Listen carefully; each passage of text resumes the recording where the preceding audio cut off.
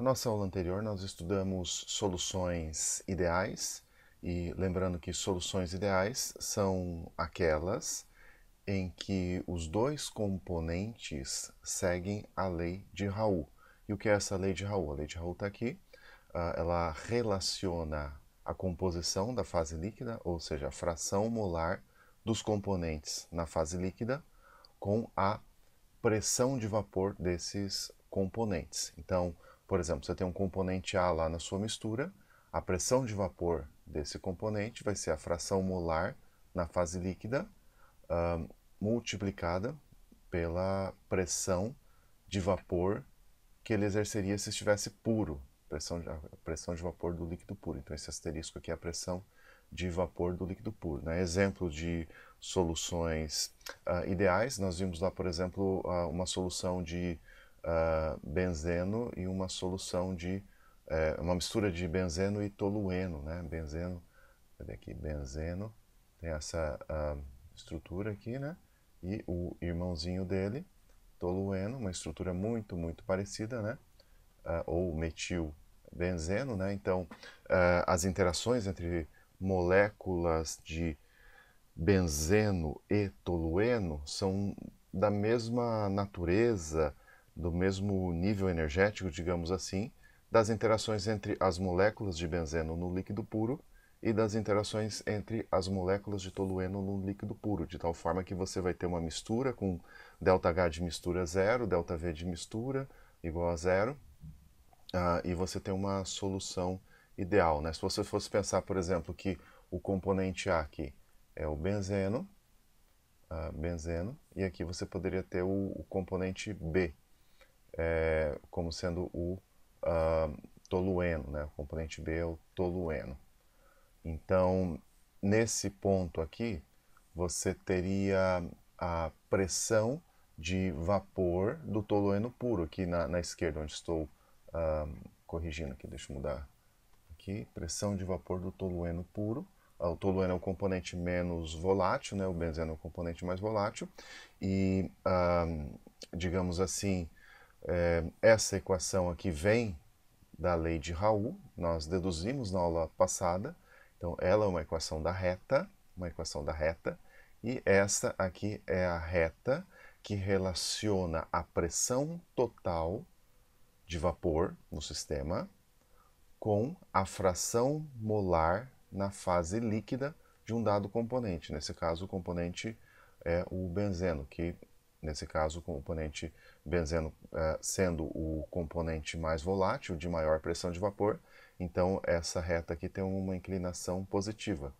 Se você invertesse e colocasse aqui, ao invés de fração molar do benzeno, colocasse fração molar do tolueno, você teria uma reta com inclinação negativa, mas o fato que é uma reta. Então, essa é a relação da pressão total com a fração molar de um dos componentes. Depois nós combinamos a lei de Raoult com a lei de Dalton, né? Lei de Dalton. Das pressões parciais, né? Então você tem lá a pressão parcial de um componente vai ser igual à fração molar desse componente na fase gasosa multiplicado pela pressão total. E aí, juntando lá lei de Dalton com lei de Raoult, fazendo algumas transformações algébricas, chegamos a esta magnífica expressão aqui. Nada muito complicado, e isso foi tema da nossa videoaula anterior, e o link para a videoaula anterior está na descrição. Né? Isso aqui não é uma equação da reta, na verdade é bastante, digamos, ou é um tanto não linear. Eu vou tentar desenhar aqui, obviamente a minha dificuldade para desenhar retas é muito grande, né?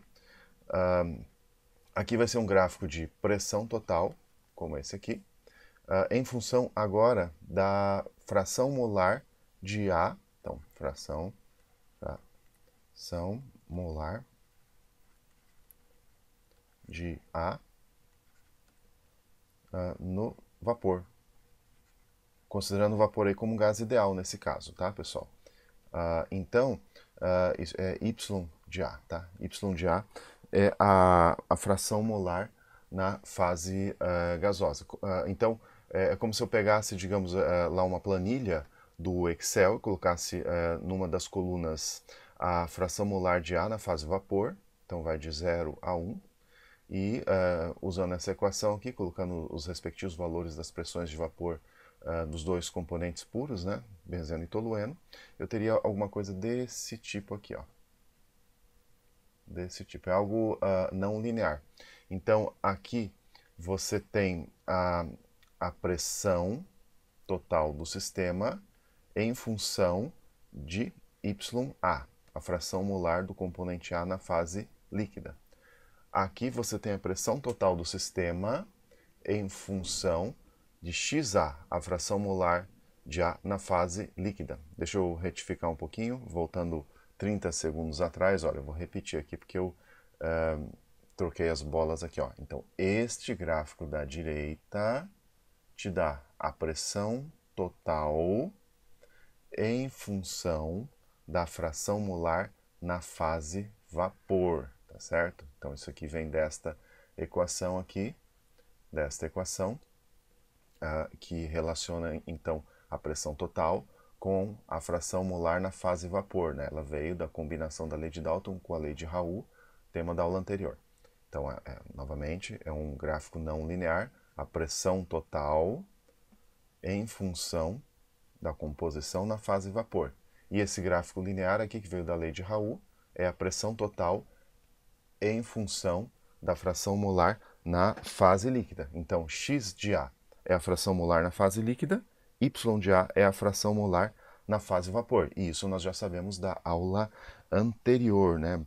Bom, nem tudo é perfeito, né? Surge aqui uma dificuldade, né? A variável x1 é uma fração molar relativa ao líquido.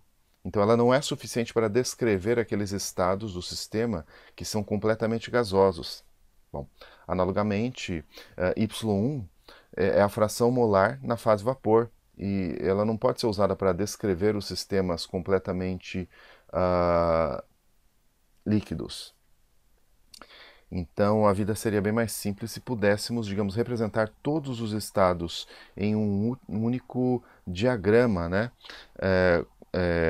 De tal forma que você poderia ter um único diagrama para representar a fase líquida e a fase vapor. Então a gente vai ver esse gráfico já na próxima figurinha. Só um detalhe aqui, ó. Pressões muito, muito elevadas, você vai ter líquido, obviamente. Pressões muito baixas, você vai ter vapor.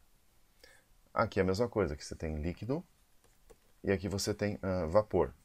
Então já vimos que X é a fração molar na fase líquida, Y é a fração molar na fase vapor. Só que o problema aqui é que nós temos que unir esse gráfico e encontrar uma nova variável, digamos assim.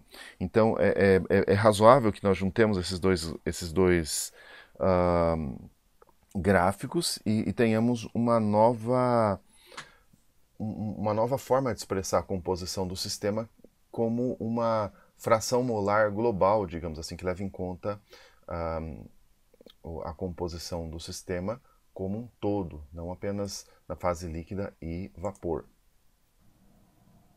Então, para simplificar a nossa vida, nós temos aqui as duas curvas unidas, né? Na verdade uma delas é reta, né? Aqui a pressão total em preto, né? A pressão total do sistema em função da fração molar na fase líquida, e em azul a pressão total de vapor em função da fração molar na fase gasosa. Não é interessante?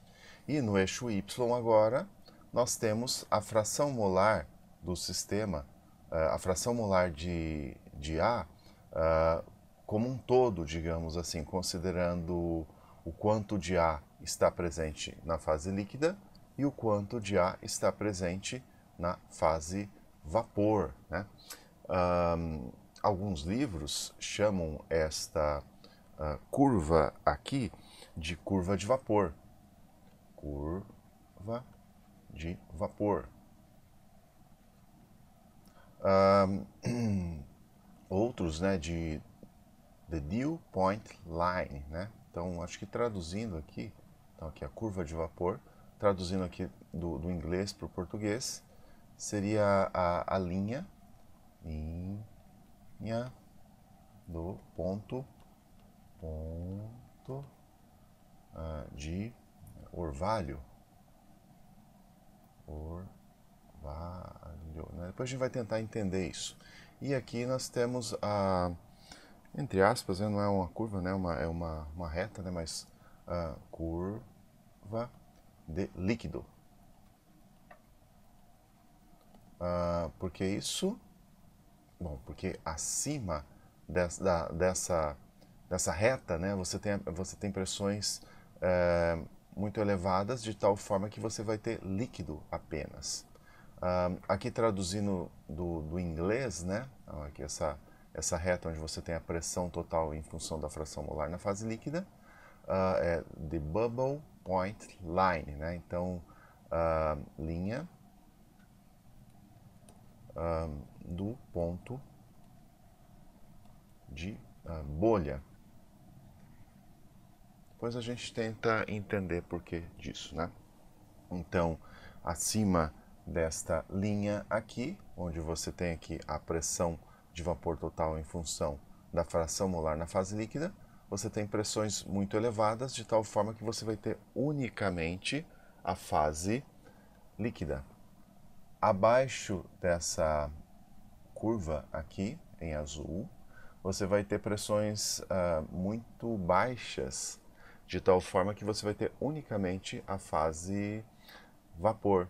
Então, em azul, você tem a pressão total em função da composição na fase vapor. Abaixo da curva em azul, as pressões são muito baixas, de tal forma que todo o sistema vai estar na fase gasosa. Acima da linha preta, as pressões vão ser muito elevadas, de tal forma que você vai ter unicamente a fase líquida. E nessa região aqui, entre a reta na linha em preto e a linha em azul, você vai ter líquido mais vapor. Se você tiver, por exemplo, numa composição Z, aqui, Z de A esta pressão aqui, então nesse ponto em verdinho que eu estou colocando, você vai ter um sistema bifásico, em que você vai ter líquido e vapor em equilíbrio. Z de A é a composição global do sistema, levando em conta a fase líquida e a fase gasosa, onde aqui esse ponto B vai representar a composição na fase gasosa e esse ponto A a composição na fase líquida. Então nós vamos usar isso para entender, por exemplo, a destilação isotérmica, mas como essa videoaula já está um pouquinho longa, isto vai ficar para a próxima. Então, até a próxima videoaula.